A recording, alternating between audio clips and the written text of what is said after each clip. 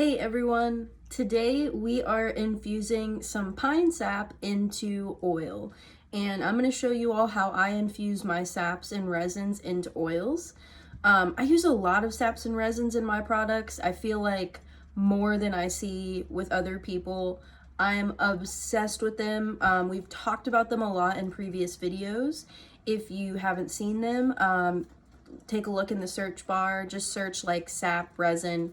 I know we did a cottonwood oil infusion video, we did a pine sap harvesting video, and I know I've just talked about resins a lot and how wonderful they are. This is a method that you can use with any sap and resin. We just happen to be using pine today. I do use pine more than anything else. I just am in love with what it does for you. It's abundant in my area. It was the first sap that I harvested and infused myself, and it's a staple in a lot of our products. So what I'm doing right now is preparing my double broiler. I've got my hot water heating up. I've got my sterilized stainless steel pan that I'm going to just sit right here on that hot water. And we want it to stay pretty hot at first. And then we'll turn it down and let it go for a while. I'm gonna grab my olive oil. I use organic extra virgin olive oil. The higher the fat content, so olive and avocado oil, the longer lasting it's going to be. It's a little more self-preserving, but also the deeper it's going to take whatever you're infusing into your skin, because it's a little closer to our skin's natural oils than like very light seed oils. So I'm going to go ahead and pour my oil in. I always pour my oil in first because the saps and resins are incredibly sticky, and if they hit your pan while it's hot before you pour that oil in, the likelihood that they will really stick to that bowl and you won't be able to use it for anything else ever again is pretty high. I'm making a large batch here, so I'm using, I think this is a half gallon, 2 liters of organic olive oil.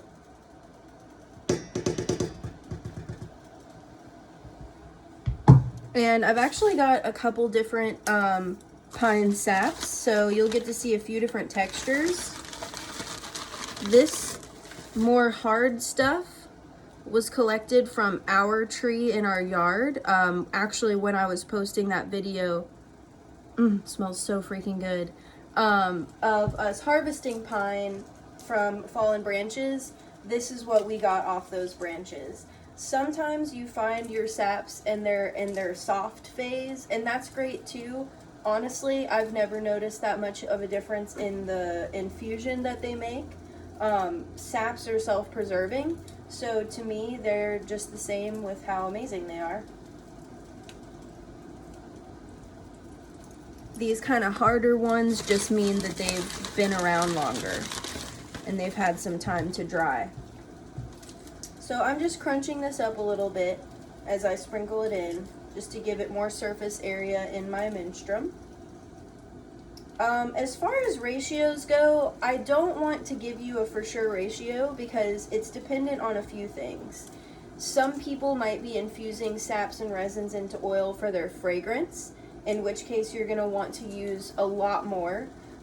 Some people might be using it medicinally, which is what we're doing. Well, maybe a little bit of both. I like to use a lot because this is going into salves that are essentially being used like an ointment. And the cool thing about saps and resins is that they create this sort of protective barrier on your skin while still allowing it to breathe. So it's actually really great for putting over wounds, almost like a natural liquid bandage.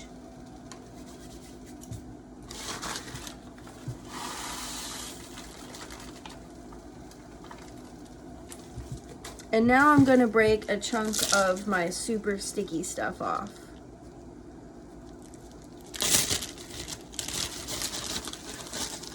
Well, maybe not so super sticky anymore, but still much stickier than this stuff. Oh!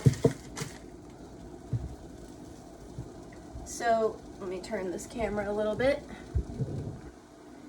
I can pull this apart almost like a gum, whereas the other stuff I was more so crumbling in. So this is a lot stickier, just a little bit fresher on the tree.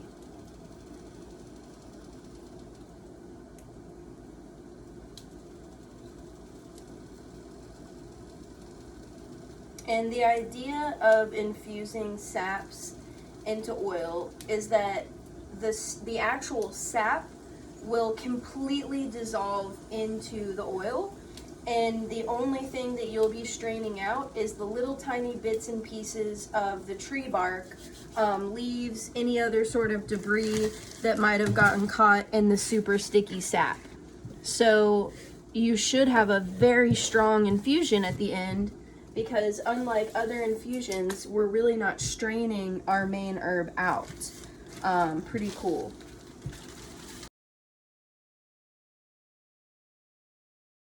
Want to be mindful that whatever equipment that you're using for this, you're going to need to pretty much designate for just infusing saps in the future.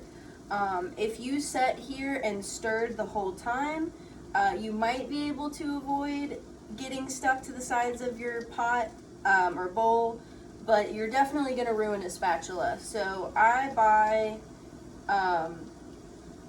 just some cheaper spatulas, not as nice as I use for other stuff, and I just strictly use those for saps.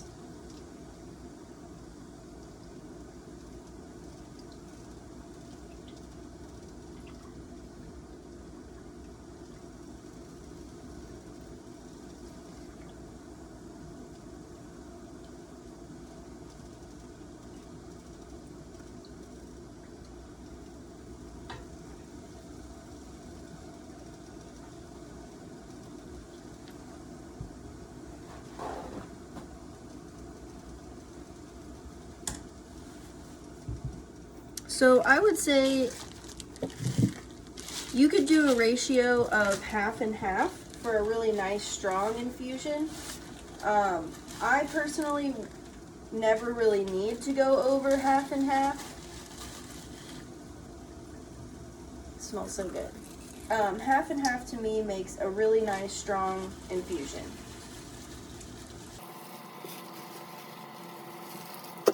You can see the little pieces of bark hanging out at the top. That is what we will strain out at the end. Now that this has gotten really nice and hot, I'm going to turn it down to about 2 to low, and we're just going to let it sit here all day long. Every now and then we'll come back in and check on it and give it a stir, but we're really just going to give it time to dissipate and dissolve into the oil. Alright, so I actually didn't get to show you all me straining it because I share office space, people came in, and it just didn't work out.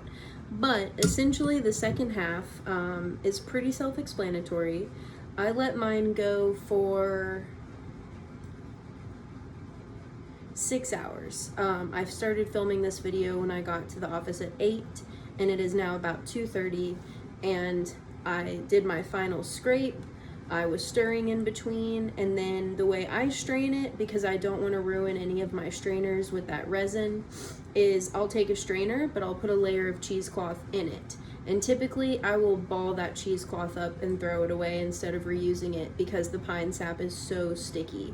So once I've strained it into my jar, which is what we've got here, we've got this gorgeous golden medicinal pine sap infused oil that you can now use alone or turn into a salve or use in a fragrance of some sort, etc.